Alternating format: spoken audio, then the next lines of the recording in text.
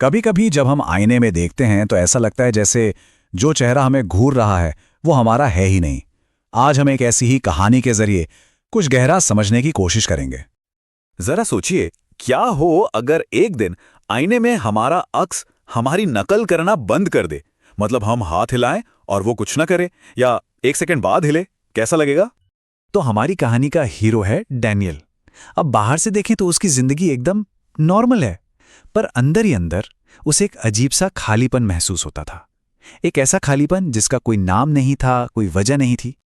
उसका रूटीन एकदम फिक्स था। रोज सुबह उठो, काम पे जाओ, शाम को घर लौटो, खाना खाओ और फिर सो जाओ। बस जिंदगी जैसे एक लूप में चल रही थी। कोई मजा नहीं, कोई नयापन नहीं। लेकिन इस पूरी बोरिंग रूटीन के बीच एक चीज थी जो उसे खटकती थी। उसे हमेशा लगता था कि उसके घर के आईने में कुछ तो गलत है, कुछ ऐसा जो बस वही महसूस कर सकता था। और फिर एक रात उसका वो छोटा सा शक एक खौफनाक हकीकत में बदल गया। सब कुछ बस एक सेकंड की देरी से शुरू हुआ। सिर्फ एक सेकंड। सुनने में कितना कम लगता है ना? पर वो एक सेकंड ही काफी था ये बताने के लिए कि कुछ बहुत बहुत ज्यादा गड़बड़ है।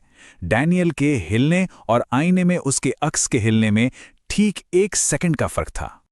सोचिए, डैनियल ने अपना सिर हिलाया और ठीक एक सेकंड बाद आईने में उस अक्स ने भी सिर हिलाया। और फिर जब डैनियल डर के मारे एक कदम पीछे हटा तो वो अक्स अपनी जगह से हिला तक नहीं, बस उसे घूरता रहा। उस एक पल में डैनियल सब समझ गया कि आईने में जो खड़ा है वो उसका अक्स नहीं, वो कुछ और है। और तभी आईने के अंदर से एक आवाज आई।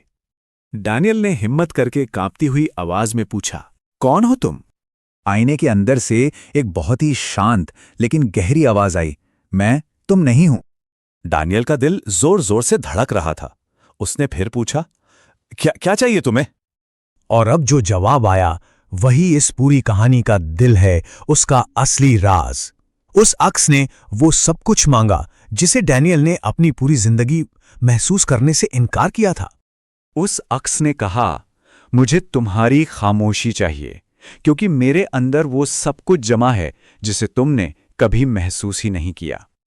और फिर उसने दो सबसे जरूरी बातें कहीं, बस दो शब्द, तुम जीते हो, मैं महसूस करता हूं। मतलब ये दो लाइनें ही पूरी पहेली को सुलझा देती हैं। तो इसका मतलब क्या है? देखिए, जिन फीलिंग्स को हम दबा देते हैं वो कहीं जाती नहीं है, वो बस अंदर ही अंदर जमा होती रहती है।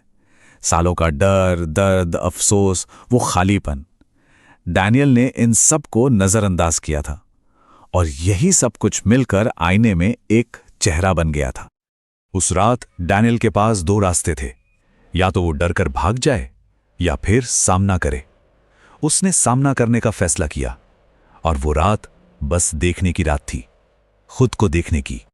उस अक्स ने डैनियल को डराया नहीं, कोई मांग नहीं की। उसने बस एक सीधी सी दिल को छू लेने वाली बात कही, मुझे देखो। वो बस चाहता था कि उसे देखा जाए, उसे माना जाए कि वो भी है।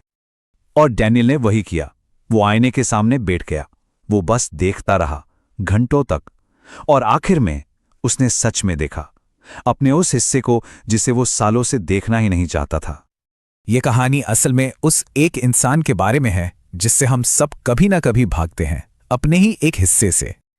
और शायद यही इस कहानी का सबसे बड़ा सच है कि सबसे डरावना आईना वो नहीं जिसमें कोई भूत प्रेत दिखे।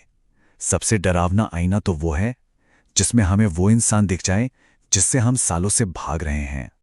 तो ये कहानी हमें एक सवाल के साथ छोड़ जाती है। हमारे अंदर ऐसा कौन है जिसे हम देखने से इनकार कर रहे हैं? वो कौन सा हिस्सा है जिसे हम कबूल करने से डरते हैं?